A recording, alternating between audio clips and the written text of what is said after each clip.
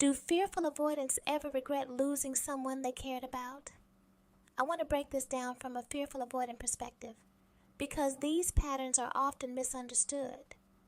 First, it's important to understand that many fearful avoidant breakups happen impulsively. They're not always planned, and they're not always logical in the moment.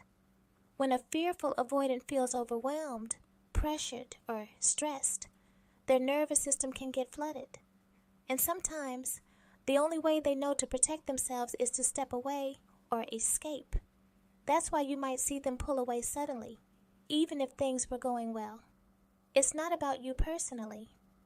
It's about their body and brain reacting to stress, not thinking through the decision fully. Now, the tricky part, regret doesn't always happen immediately. Fearful avoidants often process their emotions after the fact. While they're in the relationship, especially under high stress, their mind is busy protecting them from overwhelm. They may shut down emotionally or detach because their nervous system can't handle too much input at once. That means, in the moment, they might seem nonchalant or even cold. But once they've had space and their system calms down, they start to feel what they really lost. Here's a key distinction.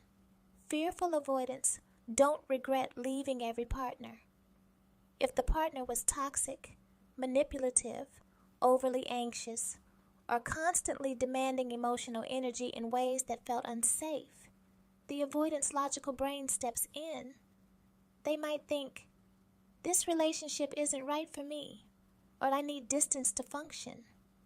In these situations, leaving doesn't trigger regret. It feels necessary and even relieving because their nervous system can finally return to baseline. But when avoidants leave impulsively because they felt overwhelmed or pressured, or they weren't fully ready, they often do regret it later. It has nothing to do with them not caring. It's that their nervous system reacted before their emotions could fully process. They might leave someone who was loving, stable, independent, and consistent, only to look back later and realize how much they valued that person. Let's make this more concrete. Imagine an avoidant partner juggling work stress, family responsibilities, and unresolved personal issues. They might leave after a small argument or a surge of emotional intensity because their brain is in survival mode. The prefrontal cortex, the part of the brain responsible for reasoning and perspective, gets overridden by the stress response. Blood flow prioritizes safety, not connection. That's why they might act impulsively and why regret shows up after the stress has subsided. And you may think, well, everyone has stress, work, family, responsibilities, so why does the avoidant get a pass? It's not about excuses, but avoidant stress is different. Their nervous system reacts more intensely, and they often don't process pain or allow themselves to cry. When emotions aren't processed, it doesn't just stay in the mind, it affects the body too. High stress can lead to muscle tension, headaches, disrupted sleep, fatigue, and even elevated blood pressure. For avoidants, emotional overload accumulates quietly, creating internal pressure that can influence how they react, pull away, or shut down in relationships. Another thing to understand is how fearful avoidants process emotional responsibility. They tend to think logically about relationships. They assess unconsciously whether a relationship is sustainable without destabilizing their nervous system. That's why you might see avoidants leave someone who's too emotionally intense, not because they don't love them, but because their system can't handle the emotional demand in that moment. Later, when their system is calm, they may regret leaving someone who truly cared because leaving wasn't about a lack of connection. It was about self-preservation. Now let's talk about timing and distance. Fearful avoidants need space to process feelings. They don't attach emotional meaning in real time like an anxious partner might. Their emotions often attach after distance is created. So if a breakup happens impulsively, regret may take weeks or months to surface. Only when they've had space to reflect does their emotional brain catch up and realize the depth of the connection they lost. At the same time, fearful avoidants rarely regret leaving partners who consistently trigger chaos or instability. These are relationships where emotional flooding, manipulation, or constant neediness exists. Their logical brain says, "This isn't safe. I need to protect myself." Leaving feels right and justified.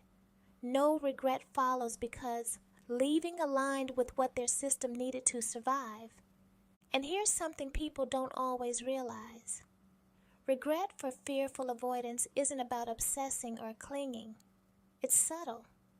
They might notice small things. The way someone made them feel calm, the stability that person brought, or the quiet consistency they lost.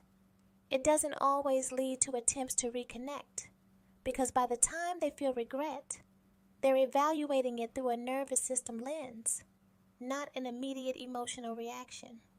So to recap, fearful avoidants can regret leaving, especially when they left impulsively due to stress or overwhelm. They don't regret leaving when a partner created chaos, toxicity, or constant stress. Regret timing is delayed. It often comes after space and calm allow emotional processing. Fearful avoidance leaving isn't always about them not caring about their partner. It's about their nervous system managing high stress and overwhelm. It's always about that with many avoidants. So if you were dating an avoidant and they mentioned stressful situations in their lives, and they really opened up to you to express what they were going through, you might have noticed something important. A lot of times, when we feel like we need love or attention, what we're really asking for isn't just affection. We're asking for help managing our overwhelm. And for an avoidant, that's a tricky space. They want to care, but if they feel like they have to fix your feelings or constantly respond to your needs while their own system is overloaded, it can feel impossible. Understanding this can change how you interpret avoidant breakups. Their leaving may feel abrupt or hurtful, but it doesn't erase the love or connection they had. And if you're an avoidant yourself, understanding your patterns can help you make decisions from awareness, not just stress reaction. If this podcast resonated with you or helped you in any way, please like and subscribe. Thanks for listening.